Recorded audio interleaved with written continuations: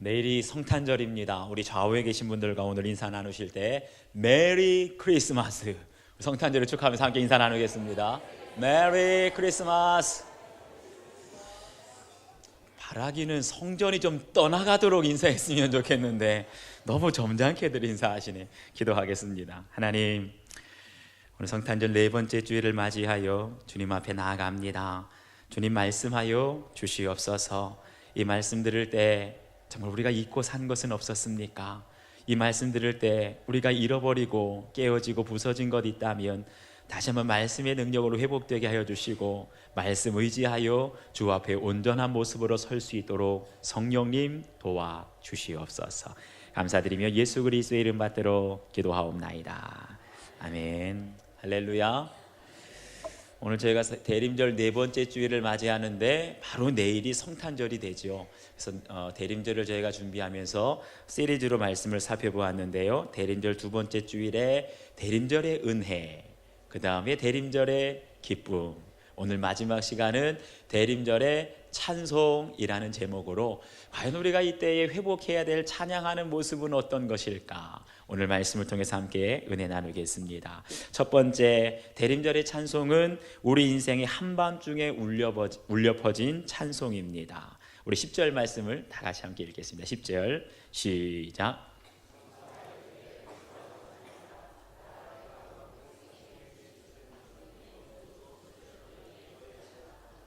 아멘. 여기 보면 한밤중에 잠들지 않고 자신들에게 맡겨주신 그 양떼들을 다 돌보고 지키고 있는 목자들에게 천사들의 기쁜 소식을 전해줍니다. 온 백성에게 미칠 큰 기쁨의 좋은 소식을 너희에게 전하노라. 그런데 이 큰 기쁨의 좋은 소식이 뭐예요? 바로 우리를 위해서 구주가 이 땅에 오셨다는 거예요. 이 땅 어디요? 베들레헴 시골 땅에 구주가 나셨도다. 아멘이십니까? 그런데 여러분 생각을 해보세요. 이렇게 좋은 소식, 모든 백성들에게 울려 퍼져야 될 좋은 소식, 큰 기쁨의 소식이 가장 먼저 누구에게 들려져야 되겠습니까?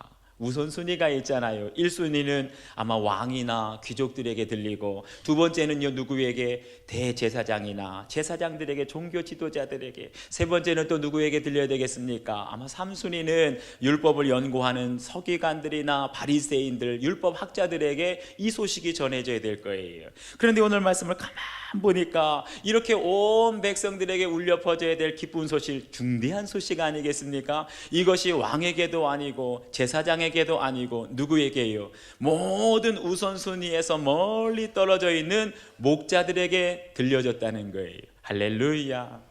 오늘날 우리가 살아가는 시대를 가리켜서 정보의 시대라고 말합니다. 무슨 말이냐면 누가 가장 빨리 중요한 정보를 얻게 되느냐, 그리고 누가 가장 많은 정보, 빅데이터라 그러죠. 모든 정보, 큰 정보를 누가 가장 먼저 얻느냐, 이거에 국가와 기업의 생사가, 사활이 걸려 있다는 거예요. 그렇기 때문에 지금 국가 간에도 그렇고 기업 간에도 그렇고 어떻게 하면 정보를 얻을 수 있을까? 누구보다도 가장 먼저 정보를 얻을 수 있을까? 정보의 전쟁 시대입니다.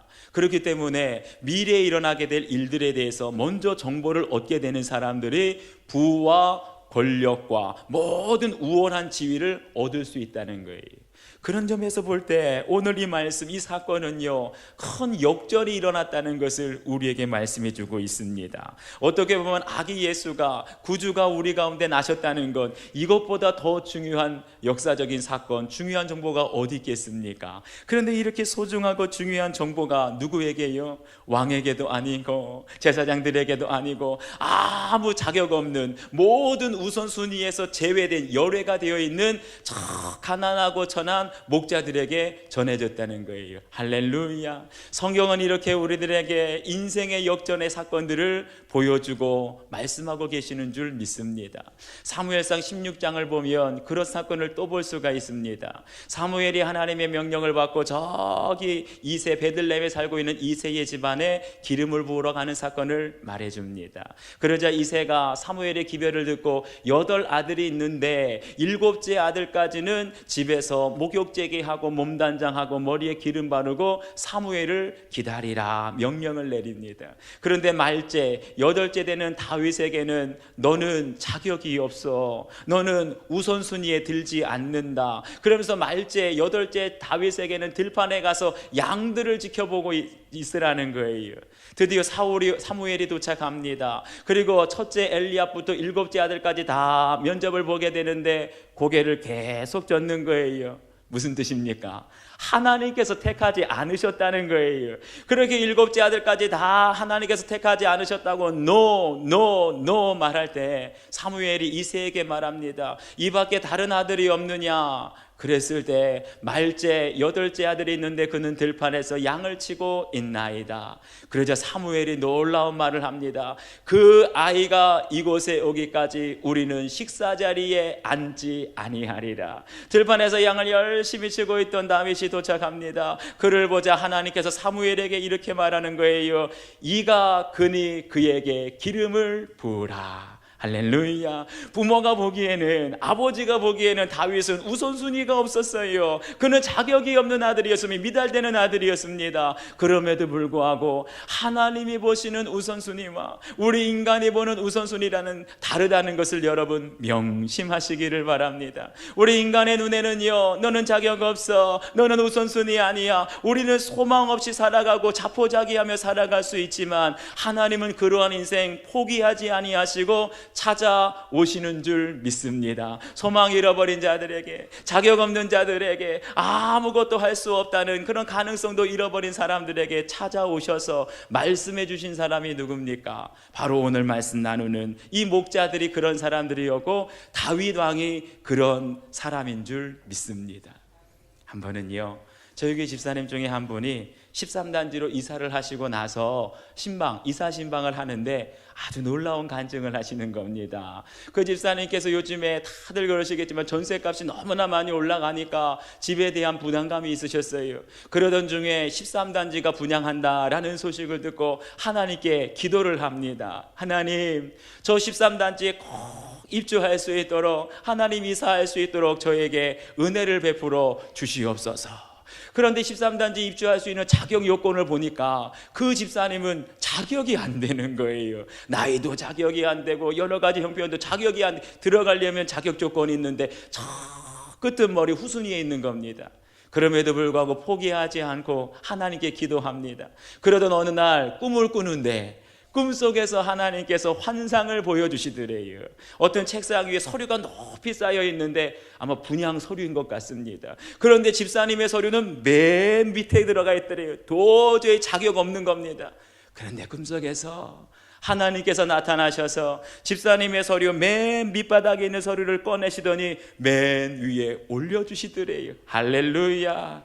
꿈을 깨고 나서 확신을 가졌습니다. 하나님께서 주시려나 보다. 아들에게 전화를 했대요. 아들, 엄마 13단지에 입주할 것 같아. 하나님께서 해 주셨어. 할렐루야. 이것이 바로 하나님의 은혜인 줄 믿습니다. 나는 인간적으로 볼 때, 사람들로 볼 때 자격 없어요. 우선순위에서 멀리 떨어져 있어요. 인생의 한밤중을 지내고 있습니다. 그런데 인생의 한밤중에 우리 주님은 찾아오셔서 우리에게 기쁜 소식을 전하여 주시는 줄 믿습니다. 소망 없이 살아가는 사람들에게, 나는 질병 때문에 투병하면서 고통과 두려움과 불안 속에 인생의 한밤중을 지내고 있는 사람들에게, 나는 모든 자격에서 멀리 떨어져 있고 사람들에게 버림당하고 외면당하는 그런 인생의 한밤중을 지내고 있는 사람들에게 하나님은 찾아오셔서 말씀해 주십니다. 너희를 위하여 구주가 나셨도다. 아멘이십니까? 이걸 달리 말하면 뭐예요? 바로 소망 없는 너희들을 위해서, 너희들의 삶을 회복시키기 위하여 구주가 나셨도다. 못 고칠 너희의 질병을 고쳐주시기 위해서 구주가 나셨도다. 세상에서는 기회를 박탈당하고 자격을 박탈당하였지만 그러한 너희에게 기회를 주시고 가능성을 주시기 위하여 구주가 나셨도다. 할렐루야. 우리 하나님은 어떤 분이십니까? 우리 모두가 연약하여 힘이 없고 자격을 잃어버렸지만 세상 사람들은 주목하지 않고 버림받았다 할지라도 그 인생의 어둠의 한복판에 찾아오셔서 우리에게 기쁜 소식을 전하여 주시고 인생의 어두운 한밤중에 주님을 찬양할 수 있도록 은혜 베풀어 주시는 하나님이신 줄 믿습니다. 사랑하는 여러분, 여러분들 중에 인생의 어둠을 만나서 질병 때문에, 경제적인 문제 때문에, 여러 가지 영적인 문제로 자포자기하고 소망을 잃어버린 분들 계십니까? 포기하지 마십시오. 목자들 같이 자격 없었지만 인생의 한밤중에 주님께서 맡겨주신 양무리들에게 최선을 다하여서 충성을 다하게 될 때 아무도 알지 못하는 가장 기쁜 소식을 그들에게 들려주신 것처럼 오늘 이 시간이 여러분의 인생의 어두움에 하나님의 기쁜 소식이 들려질 수 있기를 주의 이름으로 축원합니다. 두 번째, 대림절의 찬양은요, 길거리에서 울려 퍼진 찬송입니다. 우리 16절과 17절 말씀 다 같이 함께 읽겠습니다. 시작.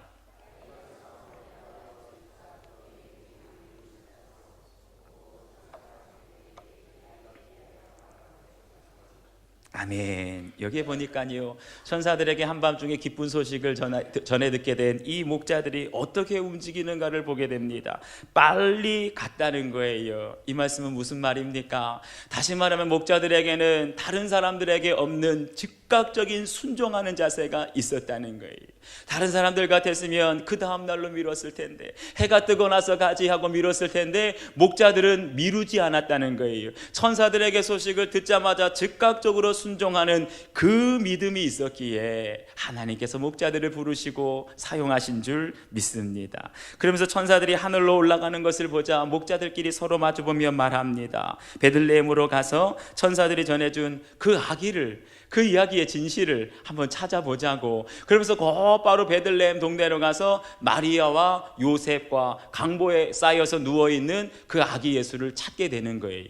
그런데 여기 성경을 보니까 찾아서라는 말을 헬라어로 아뉴란이라는 말을 씁니다. 그런데 이 아뉴란이라는 말은 두 가지 단어가 합쳐진 합성어예요. 찾는다라는 뜻과 반복하다라는 말이 합쳐진 겁니다. 무슨 뜻입니까? 단번에 찾았다는 것이 아니라 반복해서 계속해서 두들겨서 마침내 찾았다는 거예요.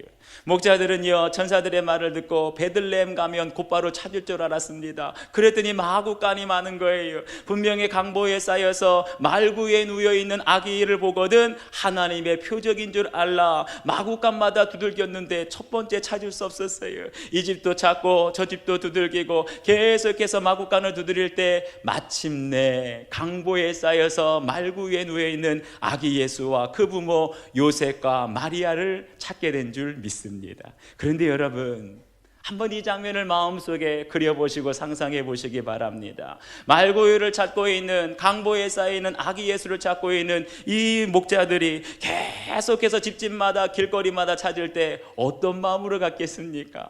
너희를 위하여 구주가 나셨도다. 우리를 죄와 사망과 저주와 멸망에서 건져주실 그 구주가 나셨다는 소식을 듣고 갈 때 잠잠히 갔겠습니까? 아니요, 그러지 않았을 것 같아요. 우리를 위해서 구주가 나셨다는 소식을 듣고 기쁨으로 설레는 마음으로 찾아 나설 때 이 집도 두들기고 저 골목길로 다닐 때 가는 곳곳마다 입에 흥얼거리며 콧노래를 부르며 주님 찬양하며 걷게 된 줄 믿습니다. 바로 그것이 오늘 이렇게 목자들이 골목마다 집집마다 다니면서 찬양하고 콧노래를 불렀고 즐거움과 기쁨으로 다녔던 것이 최초의 성탄절, 최초의 크리스마스의 모습이었어요. 그때는 거리마다 골목마다 찬양이 있었습니다. 그런데 지금 우리의 모습은 어떻습니까? 제가 지난주에도 말씀드렸는데 이상하다. 왜 크리스마스 성탄절이 다가오는데 캐롤이 들리지 않나? 왜 거리마다 찬양 소리가 들리지 않나? 이유가 있더라고요. 보니까 어떤 라디오 뉴스에서 말을 하는데 요즘에는 저작권료 폭탄 때문에 캐롤을 공공장소에서 틀 수가 없답니다. 공공장소에서 백화점이나 대형 마트나 이런 공공장소에서 실내체육관에서 음악을 틀게 되면 그 캐롤을 부른 가수나 성악가 아니면 연주한 연주자들에게 저작권료를 지불해야 된다는 거예요. 그런데 그것이 규모에 따라서 매장의 크기에 따라서 몰려드는 사람 수에 따라서 천문학적으로 늘기 때문에 결국은 돈 때문에 캐롤을 못 든다는 거예요. 결국은 돈 때문에 성탄절이 다가오는데도 찬양하지도 못하고 길거리에 캐롤에 들리지도 않고, 이것이 바로 상업화의 비극인 줄로 믿습니다. 그런가 하면 제가 예전에 한번 어떤 영상을 보았는데 그 영상을 보고 참 감동을 많이 받았습니다. 길거리에서 사람들이 오고 가는 그 커다란 광장에서요, 많은 오케스트라와 합창단원이 찬양을 하는 거예요. 베토벤의 교향곡 9번 합창이라 그러지요. 거기에 나오는 찬송가 64장 기뻐하며 경배하세 영광의 주 하나님, 이것을 찬양하는 거예요. 그런데 제가 그 영상을 보니까 제일 처음에는요, 한 사람밖에 없었습니다. 광장에 사람들이 지나가요. 비둘기도 날아다녀요. 그런데 한 사람이 바이올린으로 연주를 합니다. 시간이 조금 지나가니까 한 사람이 더 옵니다. 첼로를 들고 한 사람이 와서 그 바이올린 연주자 옆에 앉아서 같이 연주를 하는 거예요. 지나가는 사람들이 무슨 일인가 구경을 하기도 하고 고개를 끄덕끄덕 하면서 지나가기도 합니다. 시간이 지나니까 골목에서 사람들이 나오는데 어떤 사람은 바순, 비올라, 플룻, 클라리넷, 더블 베이스, 호른, 트럼펫, 트럼본, 색소폰, 금관악기, 목관악기 다 동원해가지고 갑자기 광장을 가득 메우면서 연주를 하니까 그때 사람들이 옹기종기 몰려들면서 사진을 찍는 사람이 있습니다. 시간이 좀 더 지나니까 골목에서 또 사람들이 합창단원이 나오게 되는 거예요. 두세 사람이 나오기도 하고 열대 사람들이 몰려오면서 수많은 합창단원과 오케스트라가 연주를 합니다. 기뻐하며 경배하세 영광의 주 하나님, 할렐루야. 그러니까 그 찬양을 듣는 사람들이, 어떤 사람들은 감격해서 막 눈물을 흘려요. 그리고 거기 지나가는 아이들은 춤을 추기도 하고 지휘자를 따라하면서 막 지휘 연습을 하기도 하고. 사랑하는 여러분, 제가 그 모습을 보면서 정말 인상적인 것들이 하나 있었어요. 그 자리가요, 어떤 무슨 오페라 하우스, 카네기홀, 예술의 전당, 그런 의리의리한 곳 아니었습니다. 그럼에도 불구하고 거기에 있는 사람들, 합창 단원들도, 오케스트라 단원들도 얼마나 열정적으로 정성을 다해서 찬양을 하는지, 그 사람들은 프로였습니다. 아마추어가 아니었어요. 그럼에도 불구하고 비둘기가 날아다니고 유모차를 끌고 다니고 오토바이와 자전거가 지나가는 하는데 아랑곳하지 않고 모든 사람들이 아름다운 하모니로 웅장한 연주로 하나님을 찬양하게 되는데 제 마음속에 감동이 되는 거예요. 저것이야말로 진정한 찬양이로다. 아멘이십니까? 여러분, 진정한 찬양은요, 교회에서만 울리는 찬양 아니고, 진정한 찬양은요, 예배 중에만 울리는 찬양 아니고, 우리의 삶의 자리에서, 우리가 생활하는 모든 공간에서 울려 퍼질 것이 하나님을 향한 대림절의 찬송인 줄 믿습니다. 제가 한번 꿈을 꾸게 됐어요. 우리 교회에서도 한번 그렇게 했으면 좋겠다고. 우리 교회 1층에 카페를 가게 되면 그 앞에 데크를 아주 멋있게 해놨습니다. 한번 언젠가는 우리 찬양대와 또 오케스트라와, 할 수만 있으면 이 지역 주민들 중에 오케스트라 단원들이 있을 겁니다. 또 합창단 단원들이 있을 거예요. 그분들도 다 게스트로 초대를 해가지고 우리가 한번 열린 음악회를 했으면 좋겠어요. 교회 안에서만 찬양하는 것이 아니라 사람들이 지나가는 골목에서도 사거리에서도 다 보이는 곳에서 하나님을 찬양할 수 있기를 축원합니다. 물론 신고를 해야 될 거예요. 경찰서에도 신고하고 시청에서도 모든 법 절차를 거쳐서 하게 되는데, 진정 우리가 목자들이 예수님의 탄생을 앞두고 찬양을 하게 될 때 성전에 가서 찬양한 것이 아니라, 주일날 찬양한 것이 아니라, 예수님 탄생한 날 그 새벽에 베들레헴 골목골목 다니면서 집마다 두들기면서 입으로 찬양하고 구주가 나셨다고 찬양했던 것처럼 이제는 우리의 삶이 찬양이 될 수 있기를 주의 이름으로 축원합니다. 주일날만 기다리면서, 예배의 자리만 기다리면서 여기에서만 찬양하고 삶의 자리로 가서 아무 소리도 없는 침묵으로 지내는 것이 아니라, 이제는요, 여러분의 가정에서 찬양 소리가 울려 퍼지기를 축원합니다. 여러분들이 일하는 일터가 찬양이 울려 퍼지고 구주가 나셨다고, 기쁘다 구주 오셨다고 찬양하는 소리가 울려 퍼질 수 있기를 축원합니다. 그래서 대림절에 이 목자들이 찬양이 베들레헴 골목골목마다 다 울려 퍼진 것처럼 우리 수인중앙교회 성도들로 인하여 여러분들이 흩어져 가는 곳곳마다 주님을 찬양하며 기쁨의 찬양 소리가 가득 넘쳐나게 되기를 주님의 이름으로 축원합니다. 마지막 세 번째는요, 대림절의 찬송은 말 구유에서 울려 퍼진 찬송입니다. 우리 20절 말씀 한번 다 같이 읽겠습니다. 20절 시작.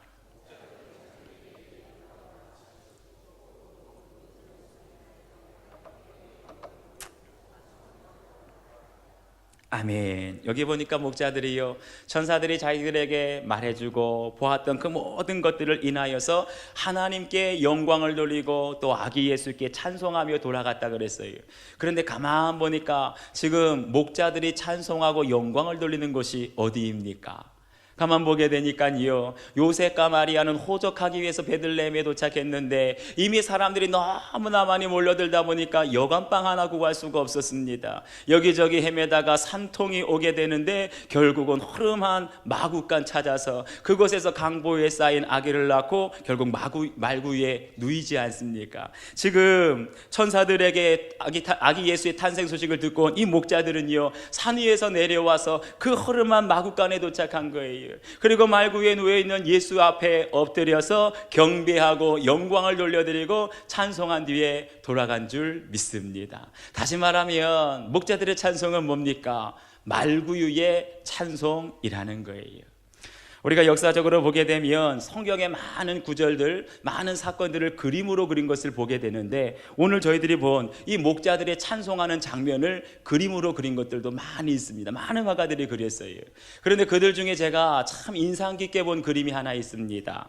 카라바조라고 하는 화가가 그린 목자들의 경배를 하는 그림이에요. 제가 여기에 인상 깊게 감동을 받았던 이유는 다른 것 아닙니다. 많은 화가들은 이 당시에 성경의 사건을 그림으로 그릴 때 너무나 과장되게, 너무나 거룩하게 막 예수님의 아기 예수 얼굴에 광채가 빛나고 천사들이 날아다니고 그런 그림을 그렸는데, 이 카라바조라고 하는 사람은 좀 다르게 그렸습니다. 성경의 내용을 아주 사실적으로, 인간적으로 평범한 우리 인간들의 삶을 통해서 아기 예수와 그 마리아, 그 탄생의 이야기를 그려내고 있습니다.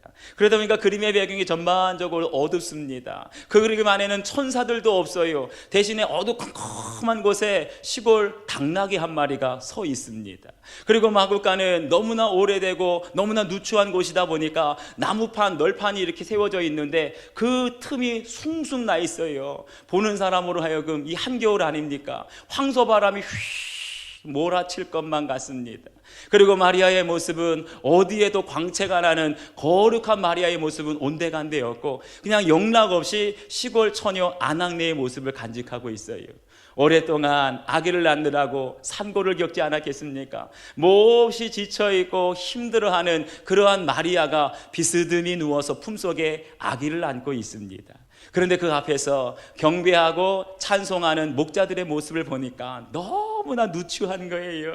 어떤 사람은 머리가 다 벗겨졌습니다. 어떤 사람은 어깨가 다 드러나 있고, 또 이마에는 주름이 깊이 베어져 있고요. 또 어떤 목자는 신발도 신지 않고 맨발의 상태로 무릎을 꿇고 있습니다. 그 모습을 보면 이 목자들이 얼마나 가난한 사람인지, 이 목자가 얼마나 고생을 많이 했는지, 특별히 신발을 신지 않았다는 것은 노예라는 겁니다. 아주 신분이 비천한 사람이라는 뜻이지요. 그런 목자들이 아기 예수께 말구 위에서 경배하고 찬송을 드리고 있는 거예요. 여러분, 말구 위의 찬송은 무슨 찬송인 줄 아십니까? 그것은 바로 우리 가운데 가장 가난한 모습으로, 가장 낮은 곳으로, 가장 누추한 곳으로 임하신 하나님의 아들을 찬송하는 것이 말구 위의 찬송인 줄 믿으시기 바랍니다. 이 세상에서는요, 사람들을 칭찬하고 찬양하게 될 때 낮아진 사람들을 칭찬하는 경우가 없어요. 실패한 사람을 칭찬하는 경우가 없어요. 이 세상 사람들은 성공한 사람들, 출세한 사람들, 유명해지고 많은 돈을 얻은 사람들, 정말 국회의원이 됐다거나 사법고시에 패스했다거나 그런 사람들 현수막 걸고 칭찬하고 찬양합니다. 그런데 대림절의 찬송은 그런 것과 다르다는 거예요. 오히려 높은 지위를 버리고 가장 낮은 곳으로 오신 분, 오히려 부귀영화를 버리고 가장 가난해지신 분, 오히려 모든 영광스러운 자리를 버리고 초라한 모습으로 우리 곁에 오신 아기 예수, 하나님의 아들을 찬양하는 것, 그것이 바로 우리가 회복해야 할 이 대림절의 찬송인 줄 믿습니다. 우리가 대림절의 찬송을 회복하려면 이 사람들에게 주목받는 것, 영광스러운 자리로 나갈 것이 아니라, 우리의 성탄절은 사람들에게 소외받고 가난한 사람들, 병든 사람들, 아무도 찾아오는 이 없는 그러한 사람들에게 다가가는 성탄절이 되고 대림절이 되기를 간절히 바랍니다. 여러분들은 혹시 들어오시다가 저희 3층 입구에 많은 선물들 쌓여 있는 거 보셨습니까?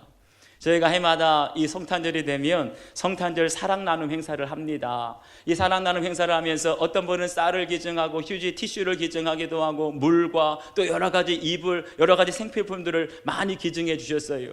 저거는 누구에게 전달될 것이냐? 바로 말구 위에 찬송을 드렸던 그 목자들처럼 가장 낮은 곳, 가장 가난한 사람들에게 나아가서 저 선물을 예수 그리스도의 사랑으로 전해주려고 합니다.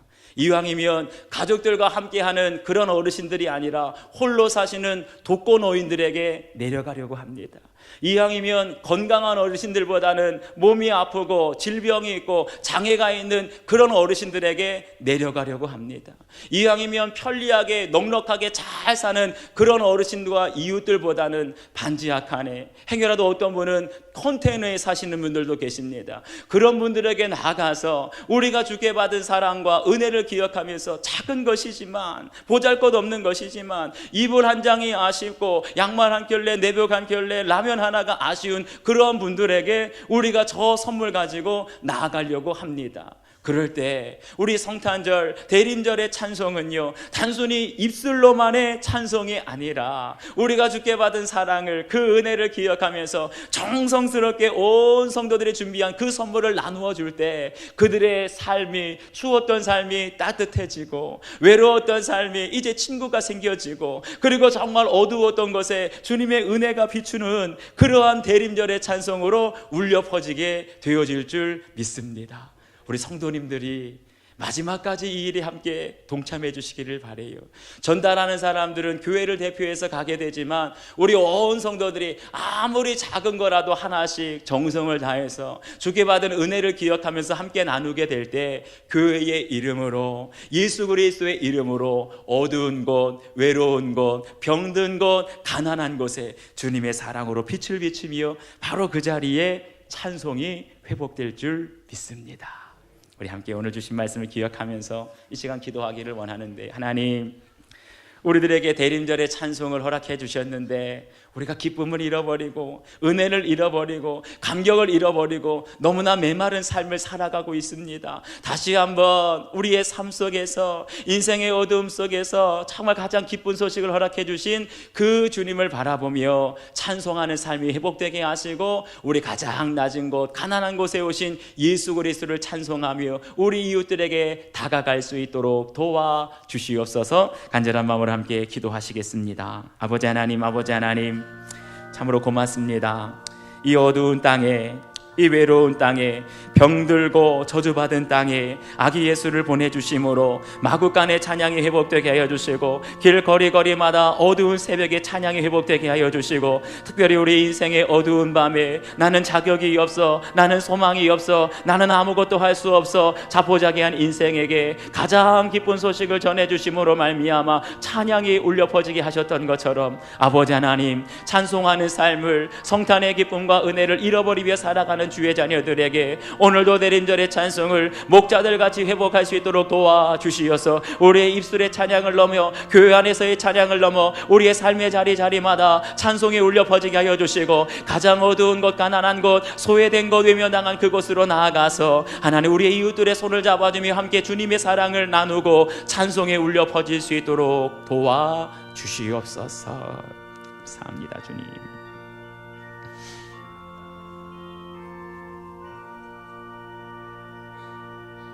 아버지 하나님, 오늘도 우리 가운데 생명으로, 소망으로, 사랑으로 오셔서 어두움을 밝혀주시고 우리 모든 두려움을 다 떠나가게 하신 아기 예수를 보내주신 하나님께 감사를 드립니다. 그 아기 예수로 인하여 우리가 잃어버렸던 소망을 다시 한번 회복하게 하여 주시고, 아기 예수로 인하여 잃어버린 기쁨 찬송하는 삶이 회복되게 하여 주셔서 아기 예수로 말미암아 이제는 우리도 가난한 곳, 소외된 곳, 정말 눈물이 있고 아픔이 있는 외로운 사람들에게도 다가갈 수 있는 이 대림절과 성탄절이 될 수 있도록 도와주시옵소서. 이 일로 인하여 온 교회와 기쁨이 가득하게 하여 주시고 감격이 넘쳐나게 하시며 우리 안에 있는 기쁨과 감격이 이제 이웃들에게, 세상의 모든 사람들과 함께 나눌 수 있는 이 성탄절이 될 수 있도록 도와주시옵소서.